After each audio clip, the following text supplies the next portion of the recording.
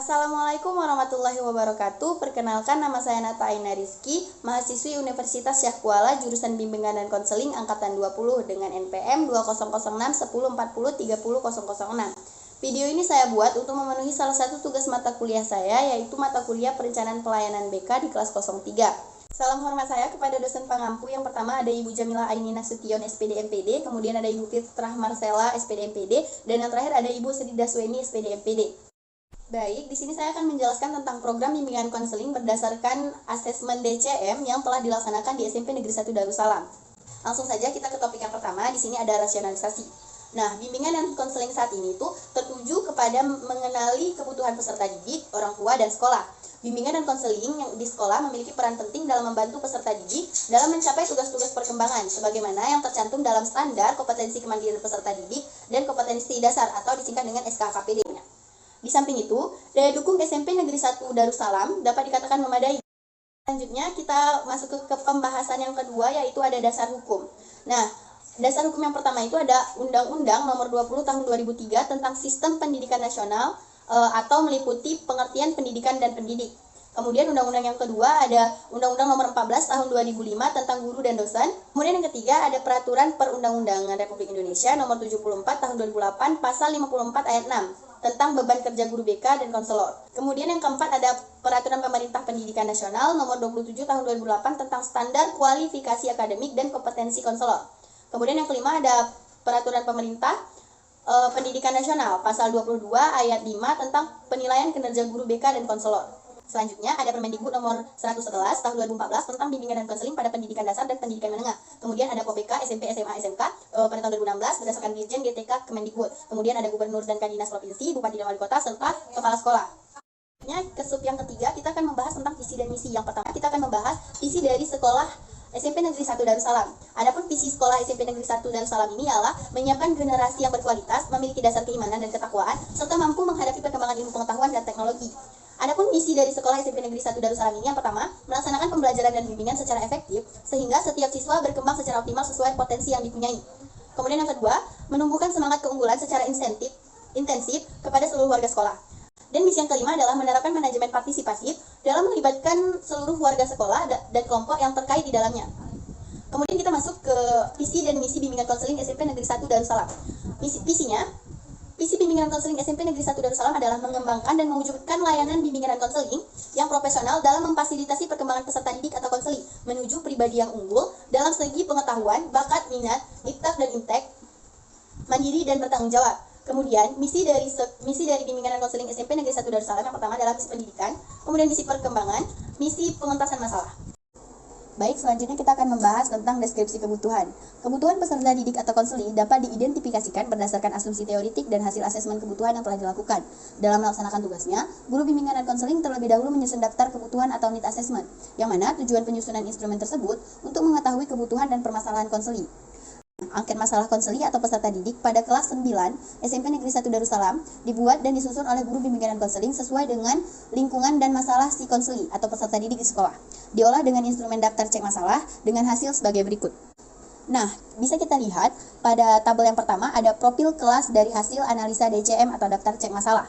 Pada tabel tersebut terdapat 8 kolom yang berisikan nomor item, butir pernyataan instrumen, kemudian daftar peserta didik yang memilihnya, kemudian jumlah konseli, persentase, kemudian prioritas, waktu layanan, serta bidang layanannya.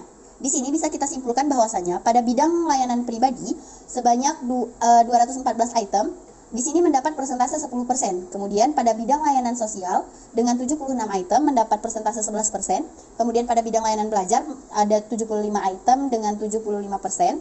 Dan pada bidang layanan karir ada 53 item dengan persentase 16%. Di sini bisa kita simpulkan bahwasanya konseli pada kelas 9 di SMP Negeri 1 Darussalam ini mendapat persentase tertinggi pada bidang layanan karir. Nah, kemudian pada tabel kedua ada profil peserta didik dari hasil DCM atau daftar cek masalah. Nah, dari persentase tabel yang sudah saya bacakan tadi pada profil konseli siswa kelas 9 SMP Negeri 1 Darussalam, Putri Syalarah merupakan siswa yang memiliki masalah yang paling tinggi dengan persentase 25% dengan jumlah masalah 61 yang terbagi pada 4 bidang layanan, yaitu pada bidang pribadi dia ada 31 masalah, sosial ada 7 masalah, belajar ada 15, dan karir ada 8 masalah. Sedangkan siswa yang paling rendah adalah Putri Salwa dengan persentase 3%, dengan jumlah masalah 7 pada bidang pribadi, 3 masalah pada bidang sosial, 1 masalah belajar, dan 2 pada masalah karir. Kemudian kita dihadapkan dengan yang ketiga, rumus kebutuhan. Di sini terdapat tabel yang berisikan nomor item, bidang layanan, butir pernyataan instrumen, dan deskripsi kebutuhannya. Sekarang kita akan membahas tentang rumusan tujuan. Rumusan tujuan dibuat berdasarkan hasil asesmen yang dilakukan atau hasil deskripsi kebutuhan peserta didik atau konseling.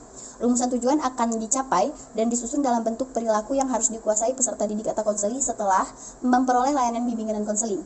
Berikut beberapa rumusan tujuannya. Yang pertama, ada pada bidang layanan pribadi, rumusan kebutuhannya itu memeriksa kesehatan peserta didik, yang mana rumusannya ini memiliki tujuan peserta didik dapat mengetahui kesehatannya. Selanjutnya, kita akan membahas tentang komponen program. Nah, komponen program bimbingan dan konseling yang akan dilaksanakan di SMP Negeri 1 Darussalam, Kabupaten Aceh Besar, terdiri dari layanan dasar, layanan peminatan, kemudian perencanaan individual, layanan responsif, serta dukungan sistem. Nah, kemudian kita akan membahas tentang rencana operasional atau action plan. Rencana kegiatan atau action plan bimbingan dan konseling merupakan rencana yang menguraikan tindakan-tindakan yang diperlukan untuk mencapai tujuan yang didapat dari hasil asesmen terhadap kondisi peserta didik, serta standar kompetensi kemandirian siswa atau SKKPD. Rencana kegiatan bimbingan dan konseling ini terdiri dari beberapa komponen, diantaranya yang pertama ada bidang layanan, tujuan layanan, komponen layanan. Yang mana komponen layanannya di sini terdiri dari komponen layanan dasar, layanan responsif, dan peminatan dan perencanaan individual, serta dukungan sistem. Kemudian ada strategi layanan, kemudian ada kelas, materi, metode, alat, dan media yang digunakan, dan evaluasi serta ekuvaliensi. Di sini saya akan menjelaskan action plan atau kegiatan operasional yang saya lakukan di SMP Negeri 1 Darussalam. Pada bidang layanan pertama, yaitu bidang layanan pribadi, ada yang pertama, peserta didik dapat mengetahui kesehatannya. Komponen layanannya ada layanan dasar, jadi strategi layanannya ada bimbingan klasikal, kemudian materi layanannya itu kami mengambil pentingnya peduli terhadap kesehatan diri dengan metode ceramah dan diskusi. Kemudian media yang digunakan ada PPT, laptop, dan infokus. Evaluasinya adalah proses wawancara serta observasi hasil. Kemudian kita ke sub berikutnya ada pengembangan tema dan topik. Tema dan topik merupakan rincian lanjut dari identifikasi deskripsi kebutuhan peserta didik atau konseling dalam aspek perkembangan pribadi, sosial, belajar, dan karir, yang akan dituangkan dalam RPLBK atau Rencana Pelaksanaan Bimbingan dan Konseling. Adapun pengembangan tema atau topik dipaparkan dalam tabel berikut. Pada bidang yang pertama, bidang pribadi, memiliki tujuan peserta didik dapat mengetahui kesehatannya. Jadi, tema atau topik materi layanannya itu adalah pentingnya peduli terhadap kesehatan diri. Adapun submateri yang akan kami sampaikan nantinya, yang pertama itu adalah tips menjaga kesehatan diri, kemudian pentingnya melakukan pemeriksaan rutin terhadap kesehatan. Alokasi yang digunakan adalah 2 jam pelajaran. Nah, setelah kita melakukan kegiatan action plan, yang terakhir kita akan melaksanakan evaluasi, pelaporan, dan tindak lanjut. Di sini, evaluasi merupakan integritas atau integrasi dari fungsi manajemen pelayanan bimbingan dan konseling. Evaluasi merupakan upaya atau tindakan yang dilakukan untuk menentukan ketercapaian atau derajat kualitas kemajuan bimbingan dan konseling yang mengacu pada kriteria tertentu yang telah ditetapkan. Dalam menentukan ketercapaian kegiatan bimbingan dan konseling, evaluasi dilaksanakan dengan melihat gambaran proses dan hasil. Kemudian pelaporan. Pelaporan merupakan langkah lanjutan setelah evaluasi. Isi dalam pelaporan lebih bersifat mendeskripsikan dan memberikan uraian analisis terhadap hasil-hasil yang telah dicapai dalam kegiatan evaluasi sebelumnya. Dan yang terakhir ada tindak lanjut.